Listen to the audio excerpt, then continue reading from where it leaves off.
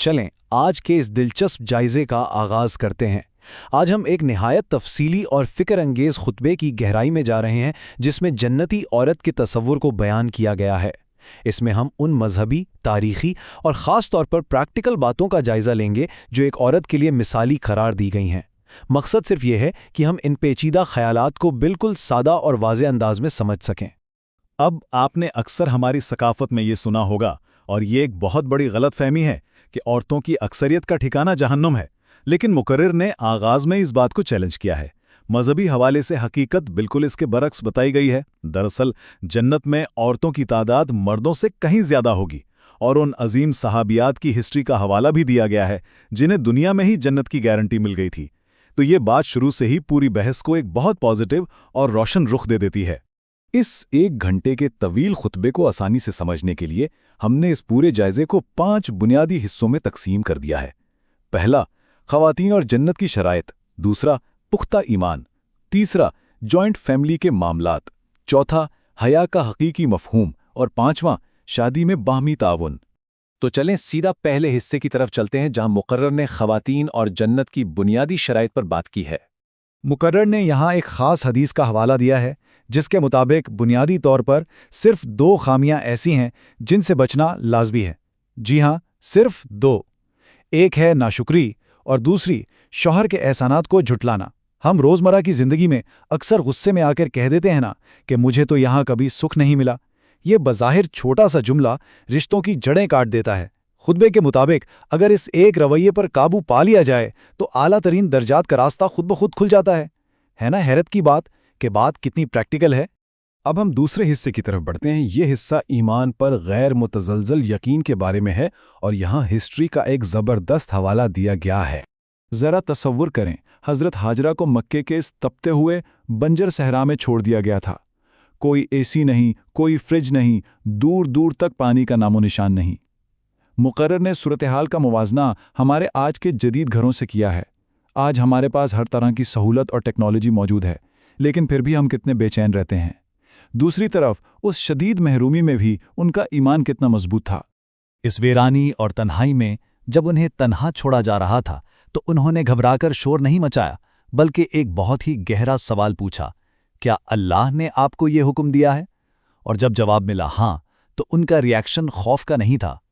انہوں نے پورے یقین سے کہا کہ اگر یہ خدا کا حکم ہے تو وہ ہمیں ہرگز ضائع نہیں کرے گا۔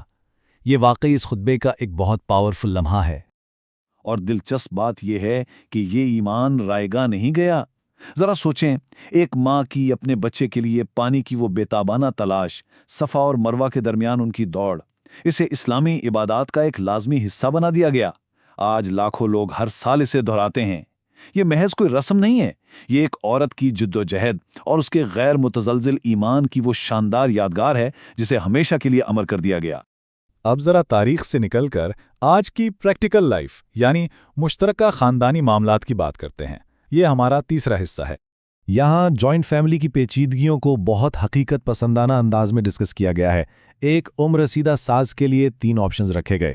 پہلا، اولڈ ایج ہوم، لیکن اس کا رسک یہ ہے کہ کل جب آپ بوڑھے ہوں گے تو یہی سب آپ کے ساتھ بھی تو ہو سکتا ہے۔ دوسرا آپشن، بیٹا الگ گھر لے لے۔ اس سے ہوتا یہ ہے کہ انکم، وقت اور توجہ سب کچھ تقسیم ہو جاتا ہے۔ تیسرا آپشن، ایک نوکرانی رکھ لی جائے جو اکثر گھر میں نئی الجھنیں پیدا کر دیتی ہے۔ تو نتیجہ کیا نکلا؟ خطبے کے مطابق گھر کے اندر برداشت اور بڑوں کی خدمت کو برقرار رکھنا ہی دراصل سب سے محفوظ راستہ ہے۔ اسی خاندانی ہم آہنگی کی ایک اور بہترین مثال صحابی حضرت جابر کے واقعے سے دی گئی ہے۔ انہوں نے جان بوجھ کر ایک بیوہ خاتون سے شادی کی۔ کیوں؟ صرف اس لیے کہ ان کی 9 بہنیں تھیں، اور وہ چاہتے تھے کہ گھر میں کوئی ایسی باشعور خاتون آئے جو ان کی 9 بہنوں کو محبت اور شفقت سے سنبھال سکیں۔ یہ ایک زبردست یاد دہانی ہے کہ خاندان میں رشتوں کو، خاص طور پر نند اور بھابھی کے رشتے کو، کیسا ہونا چاہیے۔ اب ہم چلتے ہیں اپنے چوتھے حصے کی طرف، اور یہ بہت اہم ہے۔ یہ حصہ سطحی چیزوں سے بالاتر حیا کے اصل مفہوم پر ہے۔ دیکھیں، حیا صرف ایک کپڑے کے ٹکڑے یا ظاہری پہناوے کا نام نہیں ہے۔ مقرر نے اسے بہت گہرائی سے بیان کیا ہے۔ حیا اصل میں آپ کا اندرونی کردار ہے، آپ کا رویہ ہے اور باہمی احترام ہے۔ حضرت موسیٰ کی ہونے والی بیوی کا واقعہ پیش کیا گیا جن کی چال میں کمال کی شرم و حیا تھیں۔ مطلب یہ کہ حیا انسان کی پوری شخصیت سے جھلکتی ہے۔ اور यहीं पर दिखावे की हया और हकीकी हया का फर्क वाजे होता है। आजकल हम देखते हैं ना कि शादी की तस्वीर बनवानी है तो पर्दा हटा दिया या जहाज में बैठे और अबाया उतार दिया। ये तो सिर्फ दिखावा हुआ। हकीकी और मुश्किल हया क्या है? वो ये है कि खानदान में रहते हुए अपने कजन्स, देवर और बहनोई जैसे रिश्तेदारों के साथ एक बावकार हद को बरकरार रखा जाए। असल इम्तिहान तो यही होता है ना। और आखिर में हमारा 5वां हिस्सा, शादी में बाहमी ताउन, जो कि बिल्कुल एक 2 वे स्ट्रीट है। जब गारे हिरा में पहली वही आई और नबी करीम सल्लल्लाहु अलैहि वसल्लम शदीद घबराहट के आलम में घर लौटे तो उन्होंने फरमाया, ज़म्मिलूनी, यानी मुझे चादर उड़ा दो। इस नाजुक तरीन वक्त में हज़रत खदीजा ने कोई सवाल नहीं किया, कोई तनकीद नहीं की कि आप कहाँ गए थे। उन्होंने फ़ौरन एक गैर मशरूत और तसल्ली बख्श सहारा दिया। खुतबे में इसे मियाँ बीवी के दरमियान मुश्किल वक्त में एक दूसरे का सहारा बनने का सबसे बड़ा और शानदार मेयार करार दिया गया है। लेकिन रुकें, ये सब कुछ सिर्फ खवातीन के कंधों पर नहीं है। मुकर्रिर ने शौहरों के लिए भी बड़ी सख्त जिम्मेदारियां बताई हैं। एक मर्द का फर्ज है कि वो बीवी की रोजमर्रा की मेहनत, चाहे वो रमजान की सहरी हो या घर के काम, उसकी दिल खोल कर तारीफ करे। रात गए तक सिर्फ दोस्तों में बैठने के बजाय अपनी फैमिली को टाइम दे। और हाँ, सिर्फ अपनी ही ना सुनाए बल्कि बीवी की बात को गहराई से सुने भी। ये दोनों तरफ का ताउन ही घर को पुरसुकून बनाता है। इसी हवाले से एक बहुत ही अहम वार्निंग डबल स्टैंडर्ड्स यानी दोहरे मेयारात के बारे में दी गई है। कितना आम है हमारे यहाँ के लड़के वालों के रिश्तेदारों और लड़की वालों के रिश्तेदारों में फ़र्क किया जाता है। मुकर्रर ने जोर दिया है कि सच्ची हमआहंगी तब आती है जब इस फ़र्क को ख़त्म कर दिया जाए। नानीहाल हो या ददियाल, दोनों का यकसां खुशदिली से इस्तकबाल करें।